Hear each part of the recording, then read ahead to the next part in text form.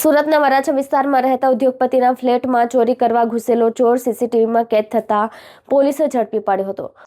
સુરતના વરાછા વિસ્તારમાં રહેતા જાણીતા ઉદ્યોગપતિના ફ્લેટમાં ગત રાત્રે ચોરીની ઘટના બની હતી। ચોર જ્યારે ઘરમાં ઘૂસ્યો ત્યારે તેને બિલકુલ અંદાજ નહોતો કે ઘરના ખૂણે ખૂણામાં ચેક બેડરૂમ સુધી સીસીટીવી કેમેરા લગાવેલા હશે।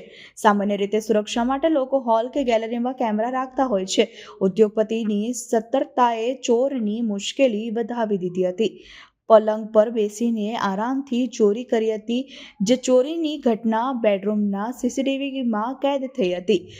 ચોરી કર્યા બાદ ભગવાન કૃષ્ણનું ચિત્ર પણ ફાડ્યું હતું અને ઉદ્યોગપતિના ઘરે ધાડ પાડનાર સ્માર્ટફોને પોલ ખોલી હતી। તો ઉદ્યોગપતિ કેયુર ખેનીના પરિવારને સવારે 8 વાગે ચોરી થઈ હોવાની જાણ થઈ હતી અને તેમણે તાત્કાલિક વરાછા પોલીસનો સંપર્ક કર્યો હતો, જેથી પોલીસે ઘટનાસ્થળે પહોંચી સીસીટીવી ફૂટેજ મેળવ્યા હતા અને મોબાઈલ લોકેશનના આધારે તપાસ તેજ કરી પોલીસે સવારે 11 વાગ્યા સુધીમાં તો આરોપીને ઝડપી પાડી જેલના સળિયા પાછળ ધકેલી દીધો હતો।